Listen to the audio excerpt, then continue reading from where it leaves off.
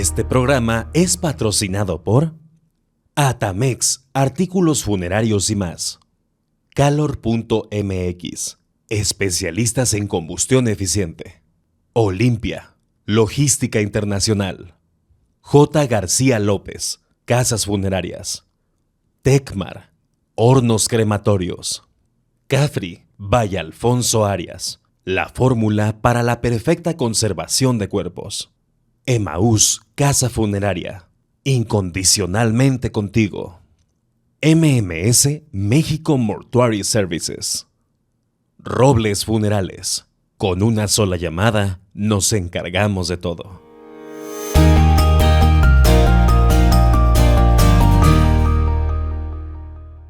Amigos de Somos Funerarios, la voz que no se apaga, muchas gracias por sintonizarnos en un episodio más de nuestro podcast. Y quiero iniciar este episodio agradeciendo a Grupo La Paz, quien nos recibe hoy en sus instalaciones y que estamos en el marco de su Congreso Internacional del Duelo.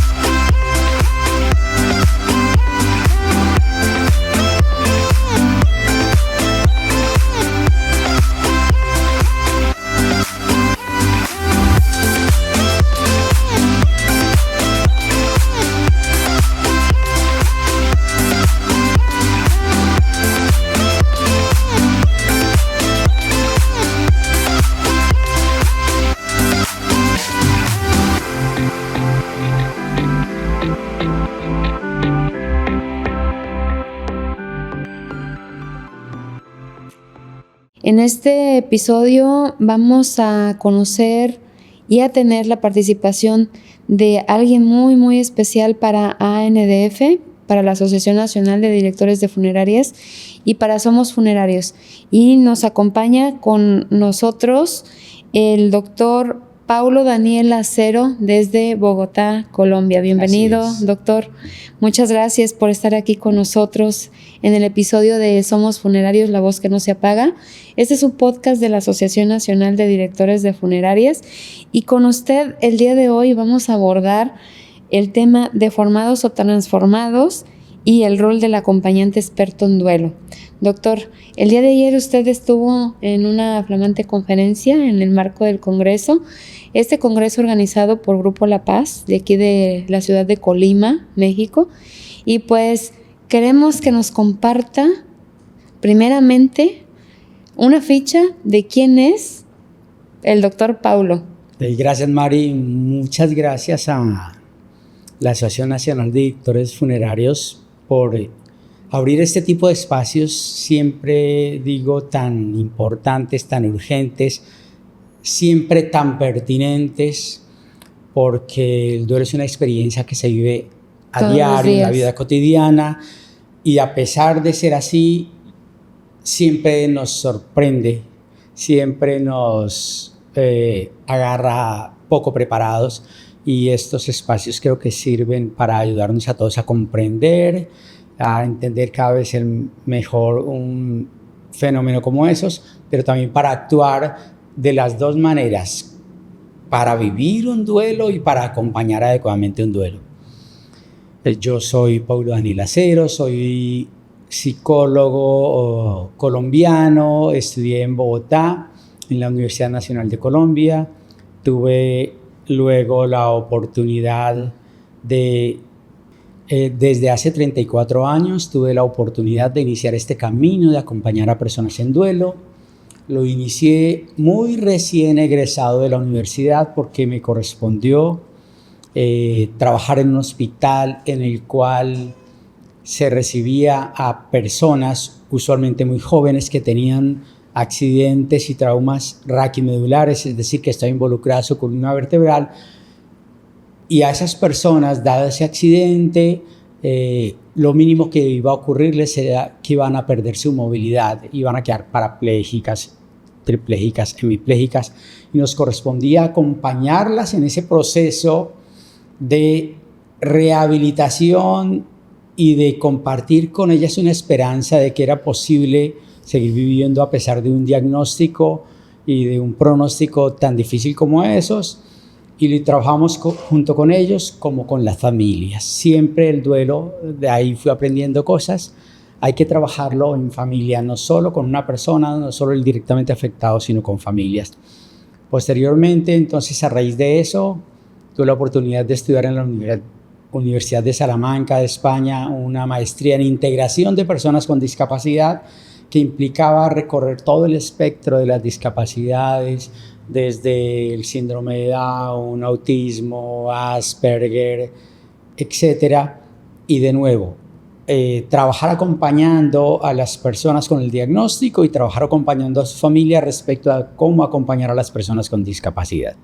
Fui metiéndome en el ámbito del acompañamiento en duelo. Tuve la oportunidad en Colombia de iniciar con un grupo de investigación sobre la muerte. Se llamó así el grupo de investigación en una universidad, Grupo de Investigación sobre Muerte y Duelo en el Contexto Colombiano. Y estuvimos recorriendo todo el espectro de lo que duele en la vida. El espectro de lo que duele en la vida implica diagnósticos de enfermedades crónicas o terminales, por ejemplo, el cáncer.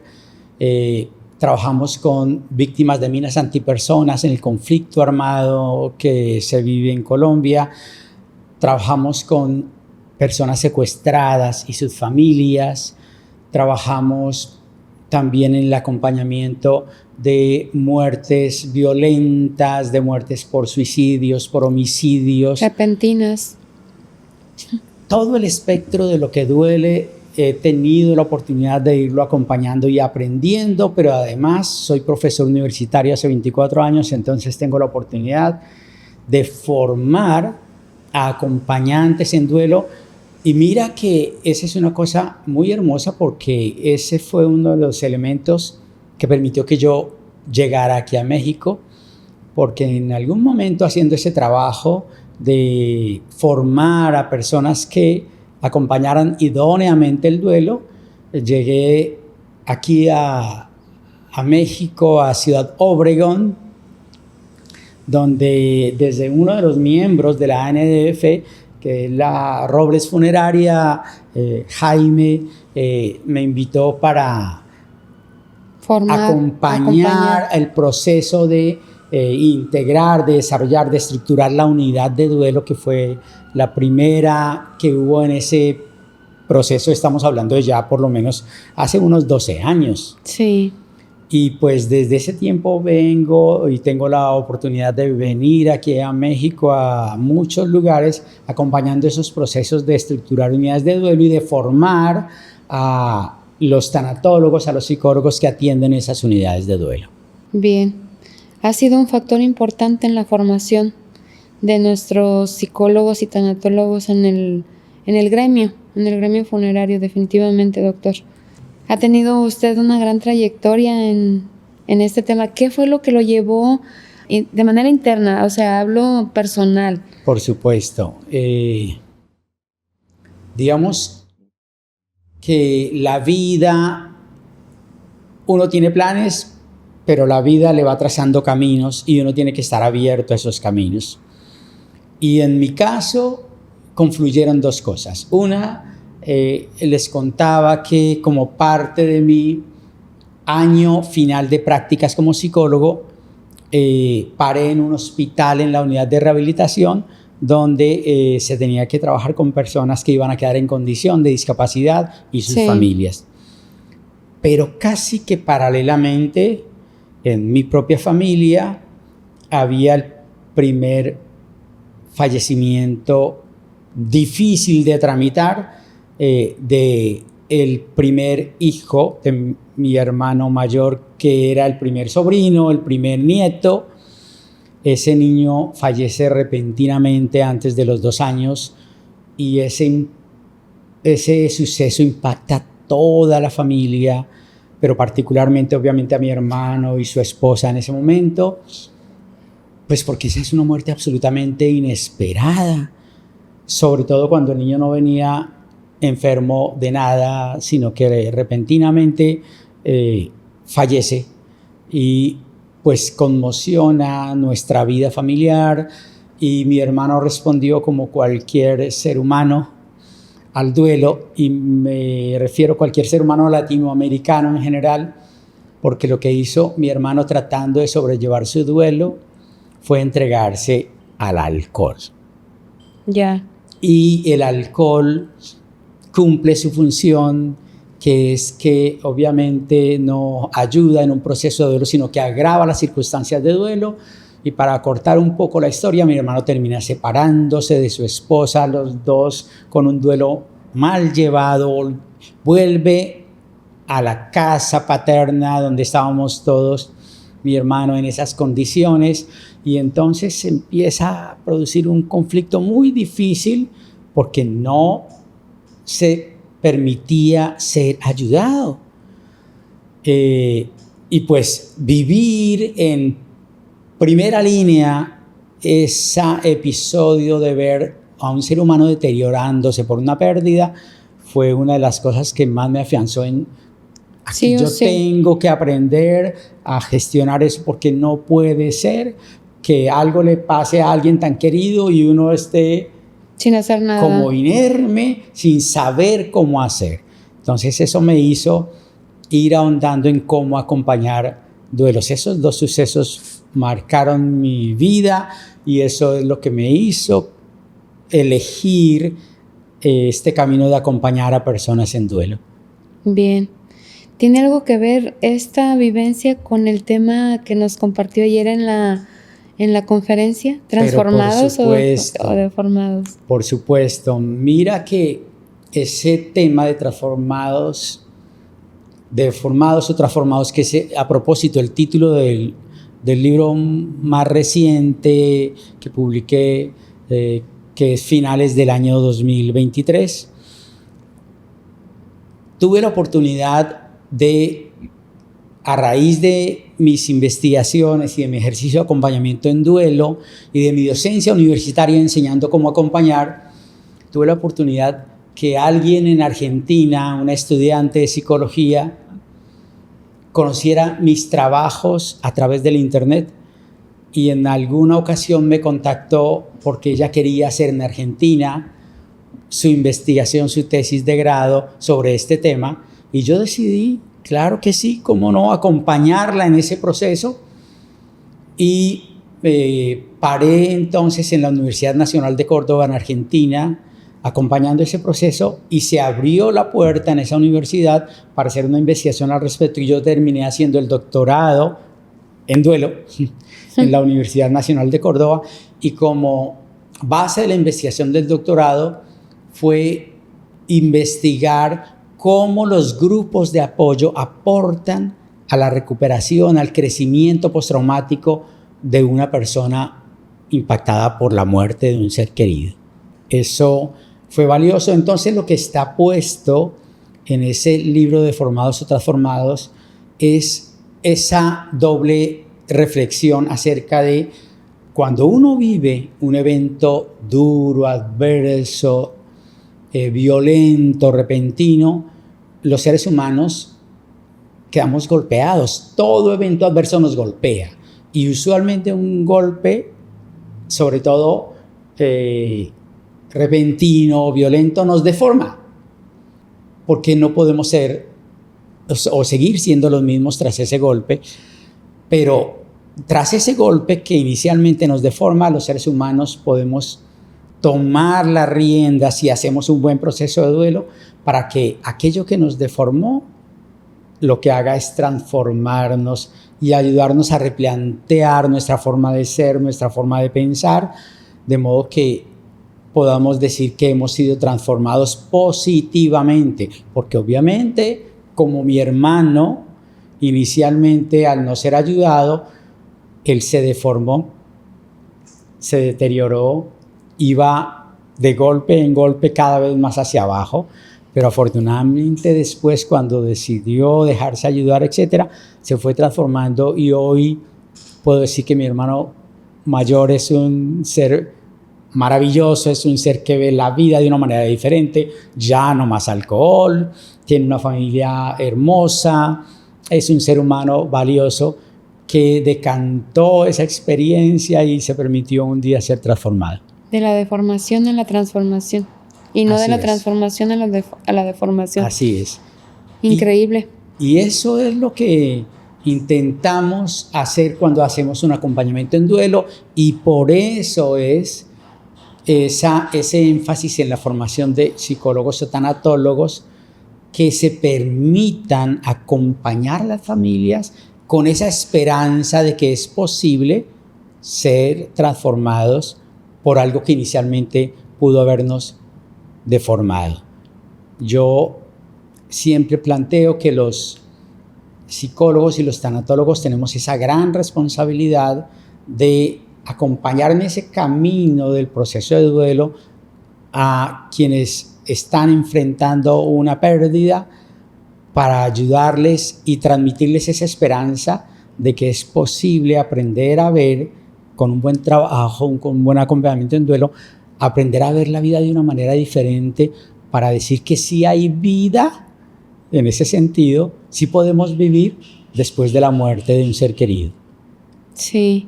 ¿Cómo impacta la ayuda de un profesional en una persona que está llevando un duelo, doctor? Pues creo que si lo hacemos adecuada, responsablemente, idóneamente, rigurosamente también, podemos ejercer un impacto positivo en ese acompañamiento. Porque inicialmente el acompañante en duelo, el psicólogo, el tanatólogo, se convierte en un apoyo para la persona que está viviendo ese impacto, que me gusta esa metáfora. Una persona que está en duelo queda como arrastrándose en la vida a raíz de la pérdida. Muchas personas en su periodo muy cercano a la pérdida no ven otra forma de quitarse ese dolor tan horrible, sino muriéndose. Entonces, muchas personas con duelos recientes lo que quieren es morirse también, para de alguna manera irse con el ser querido y acabar con ese dolor que parece que nunca fuera a cesar. Y un buen acompañamiento en duelo va permitiendo que la persona sienta que ese dolor se va diluyendo, y que ese proceso de duelo es un proceso de transformación del dolor en amor. Eso fue lo que hizo que más o menos por allá en el año 2004 yo bautizara el proceso de acompañamiento como experiencia crisálida, pensando en que las personas en duelo iniciaban arrastrándose por la vida, pero que uno les podía ofrecer un espacio seguro, acogedor como la crisálida, en el cual iba ocurriendo una metamorfosis, una transformación, para pasar de orugas a mariposas.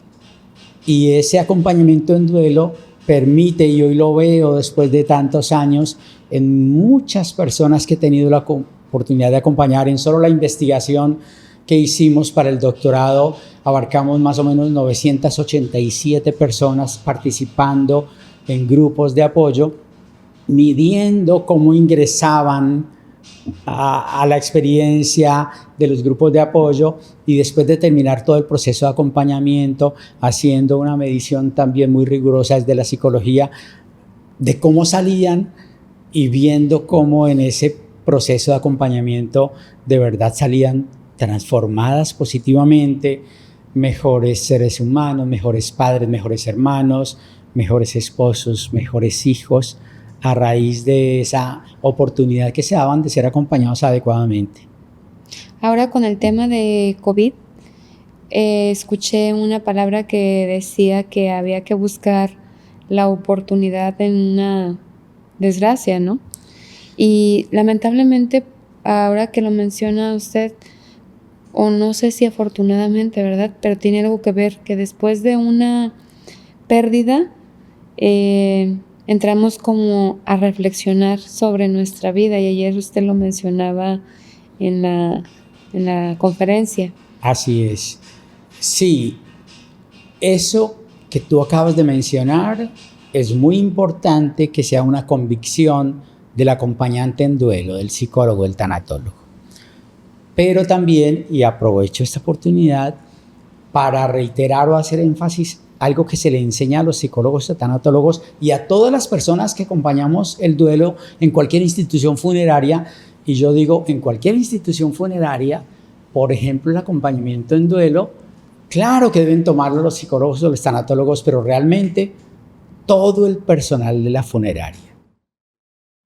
Y quiero reiterar esto que les quiero compartir a partir de la frase que tú decías. Sí, digamos, hay que buscar, en toda pérdida hay una oportunidad de transformación, pero eso no se lo podemos decir a la persona en duelo recientemente. No puedo yo fácilmente irle diciendo, no te preocupes que esto vas a sacar algo hermoso, porque con la rabia, que es una emoción propia del duelo, y la gente me golpea y me dice, ¿cómo se atreve a decirme esto? Porque no encuentra empatía. Entonces, es una convicción que yo tengo, pero no se la transmito de esa manera a la persona en duelo, sino que en mi acompañamiento yo le voy poco a poco mostrando que hay cosas que en la oscuridad de la pérdida no se veían, pero a medida que va caminando con ese acompañamiento que les damos, ella va viendo la luz y ve un mundo diferente al que antes veía. Este mundo no merece la pena ser vivido, y empieza esa persona en duelo a verse también diferente, porque antes en pleno duelo yo no sabía y no me sentía con capacidad de hacer nada, ni siquiera de vivir, y ahora va recuperando el sentido de vida y empieza a salir de su oscuridad, a probar, a permitirse hablar del ser querido, a permitirse sonreír y ver que todavía quedan cosas hermosas en la vida y que ya puede disfrutar de ellas sin que eso sea una ofensa para el ser querido, porque además el ser querido, pero esa es la sensación que el doliente tiene. La sensación que el doliente tiene es que si yo participo de algo bonito, de alguna situación grata, si yo me sonrío por algo que sucede, es como si yo estuviera haciendo algo, ofendiendo al ser querido, porque nos da la sensación de que la forma de honrar al ser querido es siempre estando tristes y lúgubres y llorando para demostrarle que no lo hemos olvidado. Pero me encanta hacer esa reflexión. Nunca nuestro ser querido quisiera eso para nosotros. Al contrario, nuestro ser querido quisiera que nosotros aprendiéramos a ver la vida diferente, siguiéramos adelante y sobre todo empezáramos. El mejor homenaje al ser querido es cuidarnos nosotros, y en ese cuidado nos vamos transformando, porque vamos integrando la pérdida y las virtudes, lo hermoso del ser querido a nosotros. Es decir, el lema que tenemos en Experiencia Crisálida es: vamos transformando el dolor en amor. Wow. Doctor, ¿y qué señales son las que nosotros podemos identificar que son destructivas en este proceso? Hay varias señales que es importante que todos vayamos aprendiendo a reconocer. Es muy nocivo y es una tendencia humana cuando estamos viviendo una experiencia de pérdida difícil. Es muy nocivo encerrarnos. La tendencia del ser humano es encerrarse.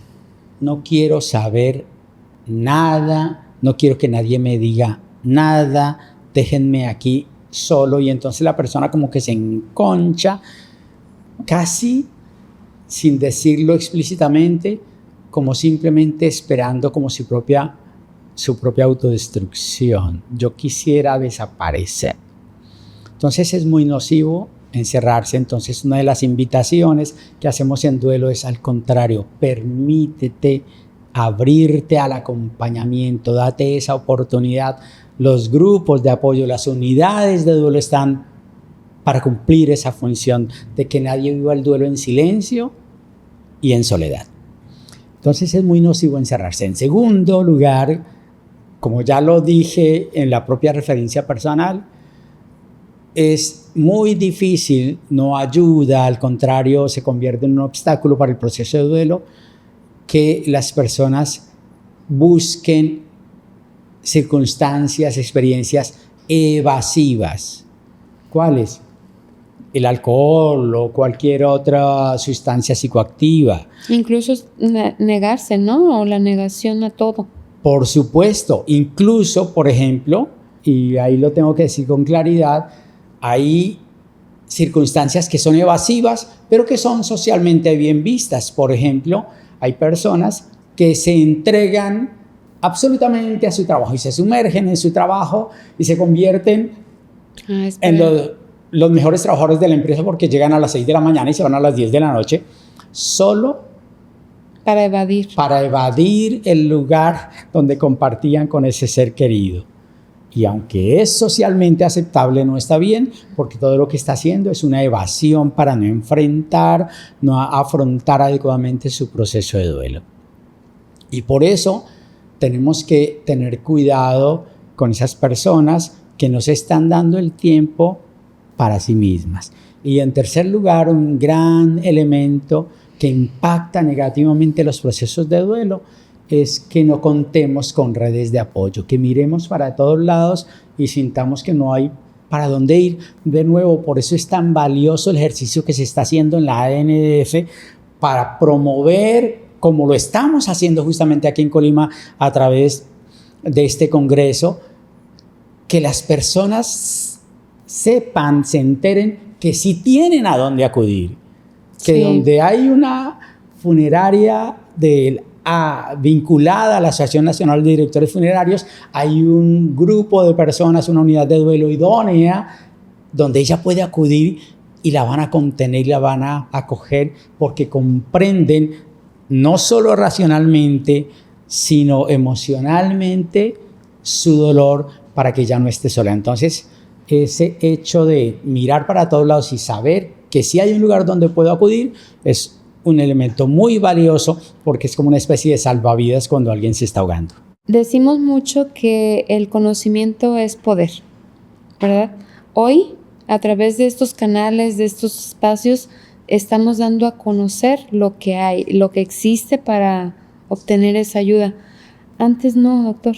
Antes no existía nada de esto. Es más, le voy a confesar un secretito aquí entre nos. Que cuando yo llegué a la asociación escuché el término tanatología y no sabía a qué se refería. Y conforme fui investigando, digo, increíble que exista ayuda y que la sociedad desconozca que lo hay. Entonces ahora nosotros estamos aprovechando estos espacios para hacerle llegar la información a la sociedad entera de que hay profesionales que pueden acompañar en la pérdida, en el duelo, para llevarlo de una manera profesional, como el nombre lo dice, ¿verdad? Ahora, ¿qué nos diría usted o qué característica debe tener ese profesional para poder ser de ayuda? Bien, tú señalaste ahorita la primera trascendental, importante, pero no la única. La primera es formarse. Sí. Formarse. Como tú dices, en nuestros países se está abriendo camino. Creo que en eso tenemos que decirlo y no es pretensión. Es algo que nos debe enorgullecer. Por ejemplo, en México nos debe enorgullecer que haya esta red de funerarias forjando unidades de duelo. Sí. Eso está muy bien y estamos siendo pioneros en generar cultura de duelo. Generar cultura de duelo. ¿Qué significa? Antes, en nuestros países, en mi Colombia, cuando yo empecé este camino, también estábamos abriendo brecha, porque el máximo apoyo era el que se le decía a través de frases de cajón a los dolientes. No te preocupes, el tiempo todo lo cura. Menos mal eres joven, te volverás a casar, podrás tener otros hijos. Era lo máximo que se decía. Fuimos haciendo cultura de duelo y entonces fuimos, por ejemplo, enseñándole a través de los psicólogos, de los tanatólogos, a qué sí decirle y cómo decírselo a una persona en duelo, porque antes creíamos, cuando le decíamos a alguien, sé fuerte, pensábamos que le estábamos diciendo algo valioso. Uh-huh. Y al contrario, estábamos golpeando y mostrándole a la persona que estábamos muy lejos de entender la experiencia que estaba viviendo. Sí. Entonces, por eso la importancia de formarse. Y entonces, este hecho de lo que hemos venido haciendo, ya ayer hacíamos una especie de cuenta de cuántos congresos llevamos hechos aquí en México y por lo menos seis congresos internacionales en los cuales hay cada vez tanatólogos más formados que entonces van conociendo las técnicas de acompañamiento en duelo, técnicas avaladas, con evidencia científica de que funciona, que no funciona desde diversas perspectivas, no hay una única, por supuesto, pero adicionalmente basado en la evidencia hemos aprendido a que muy bien una técnica, pero no basta una técnica. Tenemos también que hacer una formación en eso que tristemente algunos llaman habilidades blandas, que no son blandas. Si fueran blandas todos la tendríamos. Por ejemplo, como escuchar no solo con los oídos, sino con todos los sentidos. Eso también se aprende, es una habilidad que se trabaja. Y entonces los psicólogos o tanatólogos escuchamos muy bien, porque al principio la persona en duelo no necesita tanto que le digan cosas, sino alguien que simplemente la escuche y lo contenga humanamente y ella se sienta entendida y comprendida. Eso se trabaja, entonces parte de la persona del terapeuta. Esa es una habilidad. Una segunda habilidad es que cada vez más los psicólogos o los tanatólogos vamos aprendiendo a ser oportunos para acompañar en cada una de las tareas del duelo a la persona que está viviendo esa experiencia difícil de transformación, de asimilar, de adaptación a el escenario de su pérdida en ausencia de su ser querido. Bien.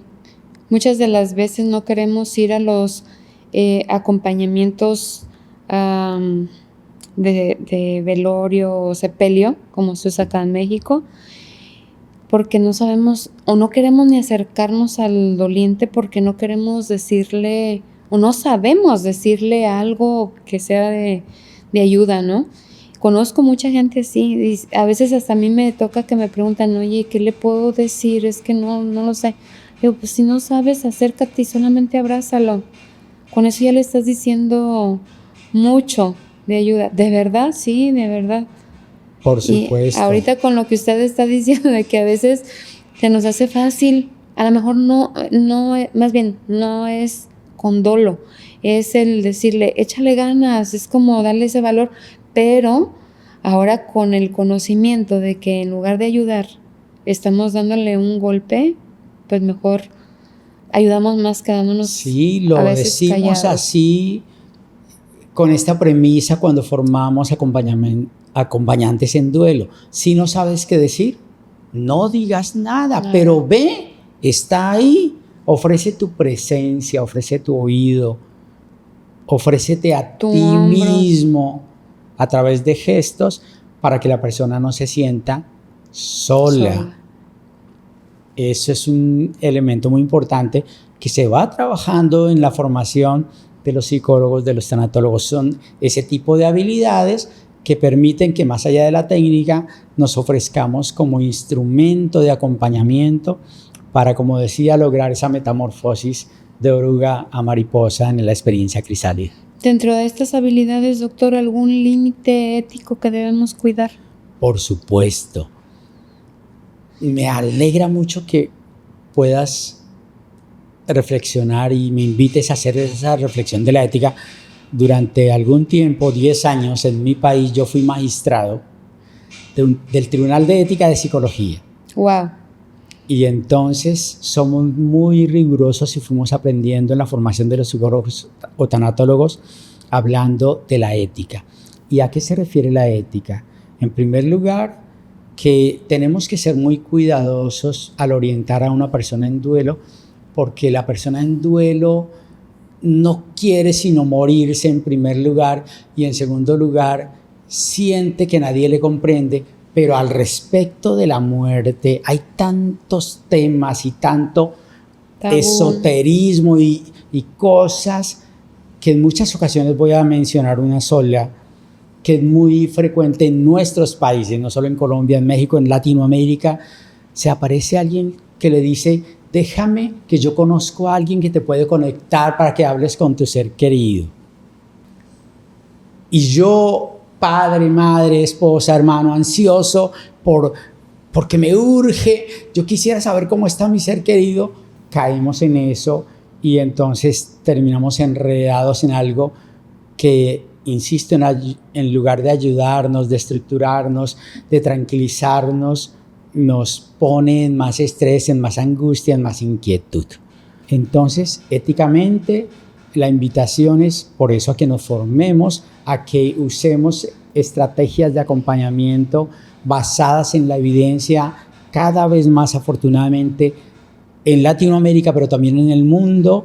Hay estrategias, perspectivas éticas de formación y de acompañamiento. Por supuesto, somos muy respetuosos de las experiencias del duelo, que son muy únicas y muy singulares, entonces no usamos recetas, primero esto, segundo esto, tercero esto. En eso somos y debemos ser muy responsables. Y ojo a esto. Un traje a la medida de lo que está sucediendo con cada ser, ¿no? Por supuesto. Y algo muy importante que iba a decir es, en ese sentido, somos muy respetuosos de la autonomía del doliente. Nosotros vamos conociendo y tenemos diversas perspectivas para ofrecerle y sugerirle, mira, puedes ir haciendo esto, puedes ir trabajando esto, pero autonomía es, esto es lo que tienes que hacer y punto, yo soy el que sé, tú simplemente hazme caso. No. Se violenta a través de ejercicios como esos la autonomía de la persona, una persona que está vulnerable. Siempre que acompañemos en duelo, por favor tengamos como psicólogos, como tanatólogos, esa convicción. Llegó una persona en un grave estado de vulnerabilidad al perder al ser querido. Y si somos conscientes de esa vulnerabilidad, no la podemos tratar como a cualquier otra persona. Entonces, por ejemplo, lo que decía antes, por eso es que nuestras personas de servicios generales en las funerarias, las personas de seguridad, las personas que coordinan los servicios, tienen que ser formadas en esas estrategias de cómo escuchar y cómo atender a alguien. Nuestro servicio es muy singular.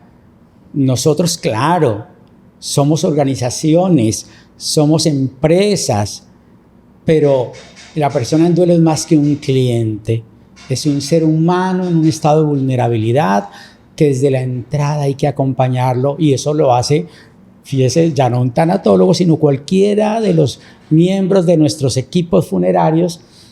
Pienso, por ejemplo, en casos en que yo he tenido la oportunidad de acompañar en Colombia, el conductor de la carroza que va a retirar el cuerpo del ser querido de la casa, del hospital, del lugar donde fue su deceso, cómo lo hace y cómo esa persona trata con humanidad a ese cuerpo de ese fallecido, y cómo cuando la familia lo ve, que no lo tratamos simplemente como un occiso o como un objeto, una estadística más, sino con ese amor, con ese respeto, porque es el ser querido de alguien.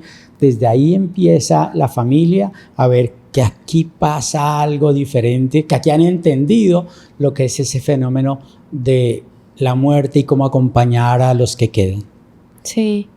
Doctor, ¿y alguna recomendación para los profesionales que nos están viendo a través de este episodio? ¿Qué hacer como para cuidar aspectos que van fuera de su reputación e imagen? O sea, que pueda al ratito generar un conflicto. Sí, se me ocurren en este instante dos cosas, producto de la experiencia que yo tengo al formar estudiantes de psicología y tanatología. Tengo la oportunidad de acompañar como docente, por ejemplo, una maestría en tanatología aquí en México. Cosas muy importantes.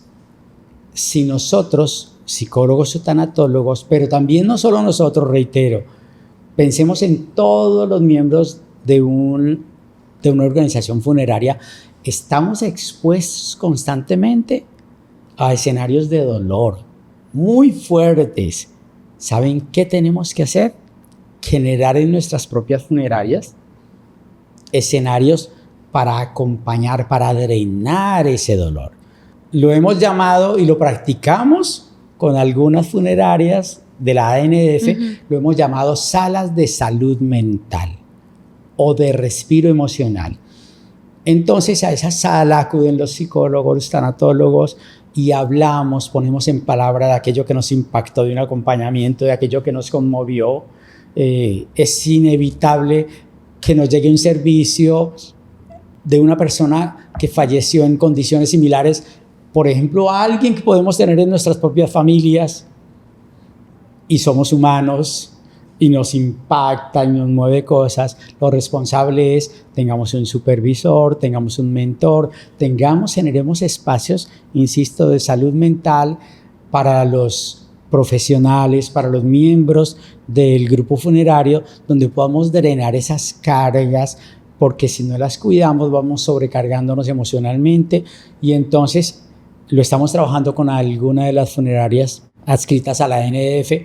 Por ejemplo, en nuestras empresas funerarias hay una muy alta rotación de personal, porque claro, ofrecemos una oportunidad laboral, pero aquí mismo, aquí en el Grupo Funerario La Paz, cuando ingresé aquí a la sede, le preguntaba a la persona, ¿y usted cómo terminó trabajando aquí en una funeraria? No, me dieron la oportunidad. ¿Y cómo se porta la gente cuando te pregunta, ¿y tú qué haces? Y tú dices que trabajas en una funeraria, y la gente, ¿pero cómo es posible? ¿Cómo puedes? Y claro, fíjate, tal vez no trabajemos directamente en tanatopraxia o en tanatoestética, que son como las áreas más difíciles, por decirlo así, y más exigentes. No todos estamos expuestos, insisto, a un escenario de dolor, de dificultad, pero por eso es que tenemos que buscar nosotros mismos responsablemente espacios para drenar, para hablar de aquello, para permitirnos ser acogidos y reconocer nosotros mismos nuestra propia vulnerabilidad. Sí, definitivamente. Y aparte que en muchas de las funerarias, doctor, están en ese proceso, ¿no? De admitir, de aceptar, de adaptar. A mí me pasa, y frecuentemente empiezan preguntándome que si a qué me dedico o que si en dónde estoy ahora, porque he pasado por varios sectores, y en eso cuando hablo del gremio funerario me dicen, ¿pero cómo? ¿Qué haces ahí? Creen que incluso mis actividades van de vender paquetes y que nada más eso, o sea, los planes estos de previsión, ¿no? Y pues es más allá nuestra función, ¿verdad? Así como... Esto que estamos haciendo, por favor, esto que estamos haciendo en ese instante de atrevernos a hablar no solo de la muerte, sino habiendo entendido un poco más allá de lo técnico, de lo racional, acerca de que la muerte, terminamos hablando de la vida, del amor, de los vínculos sanos, del vivir de una manera diferente cada día de nuestra vida, porque estamos en un escenario difícil y vamos entendiendo que la vida es frágil, y entonces aprendemos a vivir de una manera diferente y nos relacionamos de una manera diferente con los cercanos. Sí. Eso solo ocurre en los escenarios funerarios. Sí. Oiga, doctor, pero también sabe qué ocurre en la vida normal, cotidiana, que a veces no propiamente una pérdida de un ser querido es un duelo, ¿verdad? Entonces, a veces que la pérdida del trabajo, que la pérdida de la familia, la pareja, algún brazo, alguna pierna, o lo que usted mencionaba hace un rato, de caminar y de movilizarse, quedar parapléjico, o sea, creo que en diferentes circunstancias también se llevan duelos. Y muchas de las veces no aceptamos el que nos digan, consulta a un psicólogo, consulta a un tanatólogo. Decimos incluso, yo he escuchado personas que dicen, no, es que eso es para locos, yo no estoy loco. No, es que yo puedo solo, ¿sí? ¿Qué le diría usted a nuestra sociedad y a nuestros profesionales también como para ir cambiando ese chip? Bueno, algo muy importante que lo compartíamos ayer en la conferencia justamente, y es que obviamente en nuestros países estamos haciendo como una transición acerca de la concepción de lo que es la salud mental. La salud mental no es para los locos, la salud mental no es para los que tienen un trastorno ya reconocido, diagnosticado de salud mental. No, la salud mental es bienestar para todos en la vida cotidiana. Simplemente, irresponsablemente, cuando algo, alguna circunstancia me desborda, yo debería tener la valentía de buscar ayuda porque algo me desbordó. Y así lo hacemos en la vida cotidiana. Voy a poner un ejemplo que me gusta explicárselo a mis estudiantes. Yo soy hace 25 años docente universitario y lidio con tecnología todos los días. Un video BIM, un computador, etc. Y cualquier día me fallan. Y hace 25 años lidio con eso y yo, como decimos en Colombia, sé cacharrear. Pero cuando me ocurre algo así, lo más responsable que yo debo hacer es, no, yo llamo a un técnico, mira, me está sucediendo porque sé que tú estás formado y te has capacitado para ayudarme con eso, y yo podría hacerlo cacharreando. Sí. Quién sabe en cuánto tiempo, pero el técnico que se ha preparado para eso sabe. Y no me da vergüenza acudir a un técnico, pues tampoco me debería dar vergüenza acudir a un psicólogo o un tanatólogo cuando tengo una pérdida. Como tú lo decías, ya entendemos que el duelo no es solo para las pérdidas de seres queridos, sino por cualquier tipo de pérdida que yo tenga, debo darme un espacio para hacer un proceso de duelo y gestionarla a través de un acompañamiento idóneo como el que estamos ofreciendo en nuestras unidades de duelo. Sí, me gustaría tanto que las personas que nos sintonizan, que nos ven a través de Somos Funerarios, la voz que no se apaga, que seamos como esa cadena en la que demos esta información, que no tengamos miedo, que no nos avergoncemos de consultar a un profesional cuando necesitamos ayuda, porque también es, pues dicen por ahí, ¿no?, de sabios reconocer cuando necesitamos ayuda, y como bien dijo usted, de un profesional, ¿verdad? Sí, y la Organización Mundial de la Salud tiene esa proclama desde el año 2013. Sí. No hay salud si no hay salud mental. No digas que estás saludable si no cuidas tu salud mental, tu salud emocional. No estás saludable. Nos hemos acostumbrado en nuestras grandes ciudades a vivir con un grado de estrés, de angustia, y de hecho la gente como que se siente, a ver cómo lo digo, pues como orgullosa de vivir en estrés. Si tú en cualquier empresa le preguntas a alguien, ¿cómo andas? Aquí corriendo. Y lo dice como con orgullo. Y entonces a mí me preguntan, ¿y tú cómo andas? No, aquí tranquilo, relajado. ¿Cómo así? Ay, doctor. Como que el raro soy yo. Y no, es que no podemos normalizar el estrés, la angustia en nuestros escenarios, ni laborales, ni familiares, ni escolares, etc. ¿Saben qué es lo que tenemos que hacer? Trabajar todos en salud mental, no normalicemos el estrés, etcétera. Trabajémoslo todos y hagamos eco de esa premisa de la Organización Mundial de la Salud. No estás saludable si no tienes salud mental, y salud mental es bienestar en la vida cotidiana, buenas relaciones, un buen descanso, un descanso reparador, buena alimentación, me alcance el tiempo para hacer algo de actividad física. Todas esas cosas son parte de las tareas que invitamos a hacer a una persona en duelo para ir recuperando su humanidad en todas sus dimensiones. Bien. A partir de hoy, doctor, jamás vuelvo a decir ando como loca, ando estresada, ando vuelta a un caos. No, ya no, después de esta recomendación que nos acaba de compartir. Si alguien dijera algo como eso, Mari, lo que habría que decirle es, necesitas apoyo. Ay, urgente, necesitas un espacio en donde te acompañen para gestionar de mejor manera tu vida cotidiana, y para eso sirve un acompañamiento tanatológico. Fíjate, sí. No estás loca de ninguna manera, vive circunstancias de la vida cotidiana que te estresan, Permítete ser acompañada para que alguien te ayude a gestionar de mejor manera el día a día y eso está bien.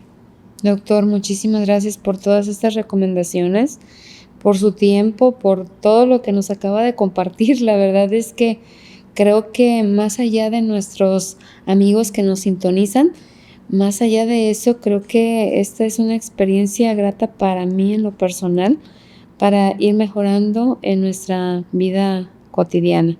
Y ya nos empezamos a despedir, doctor. Lamentablemente el tiempo no para. Y yo quisiera que nos diera 3 cosas. Primero, además de todas esas recomendaciones que ya nos compartió, ¿qué recomendación nos daría a un simple terrenal por allá afuera de las cámaras para poder llevar una vida tranquila, como bien lo mencionó, pero al mismo tiempo quisiera que me dijera qué retos o desafíos se ha encontrado una persona que está en duelo, a lo mejor algún paciente o alguien con quien usted haya compartido?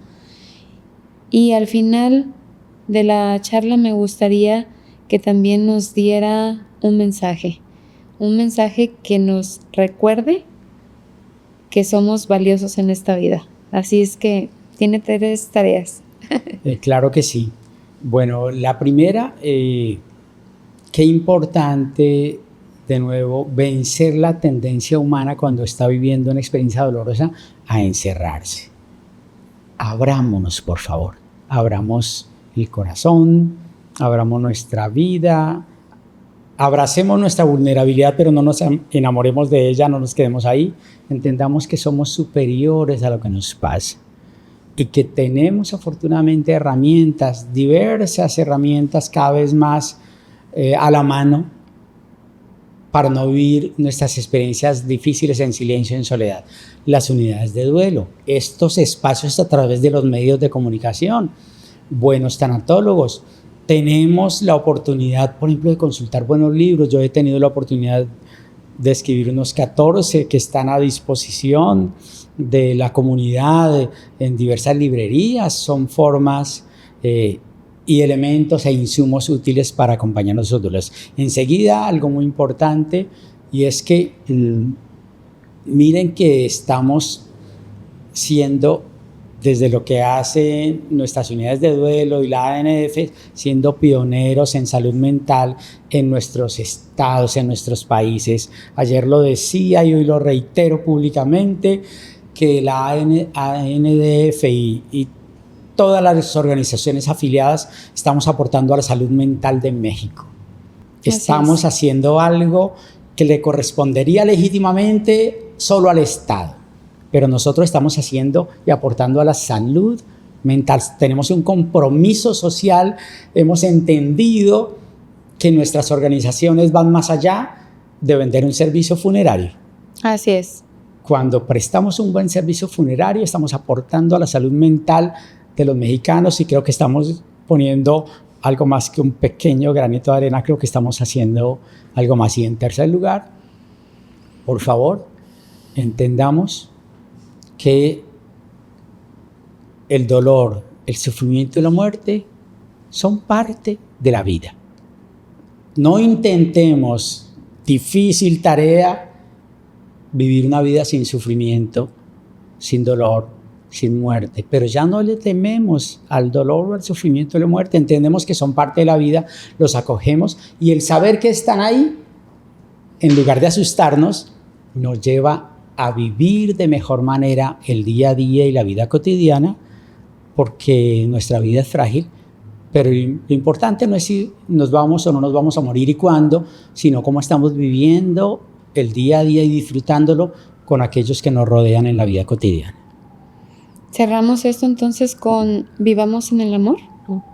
Por supuesto, es posible entonces transformar el dolor en amor.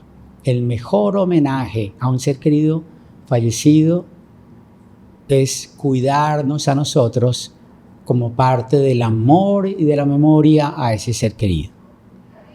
Muchísimas gracias, doctor.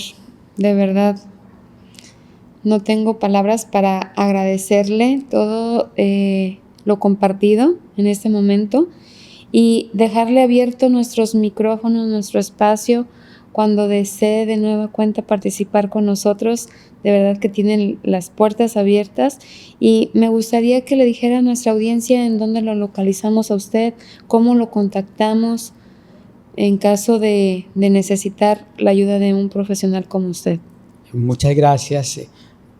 Siempre creo que el recorrido que hemos hecho tiene sentido cuando podemos ofrecerle espacios útiles a las personas.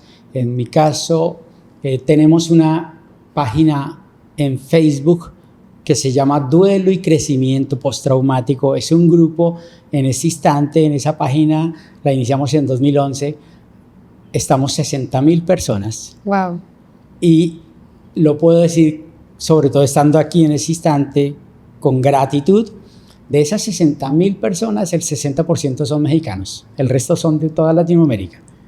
¿Qué tal? Personas que acuden porque es una red virtual de acompañamiento. Y ahí en esa página Duelo y Crecimiento Postraumático hay documentos, hay videos, hay artículos y hay un acompañamiento. Tú escribes algo ahí respecto de cómo te sientes al día y alguien te contesta, te da una frase de apoyo, te acompaña.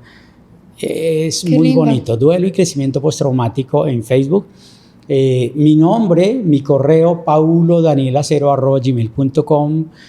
También ese correo está abierto libremente para que la persona llame, haga consultas. Buscamos ser útiles en esta vida. Hacemos vivo ese lema de que quien no vive para servir no sirve para vivir. Yo quiero y creo que todos estamos con ese afán de ser útiles en esta vida, de dejar alguna huella en ese sentido. Bien, pues con eso nos quedamos, amigos funerarios. La verdad es que lo compartido por el doctor Paulo nos deja mucho que pensar, mucho que hacer y mucho por servir. Muchísimas gracias, nos vemos en un episodio más en la próxima vez. Hasta la vista.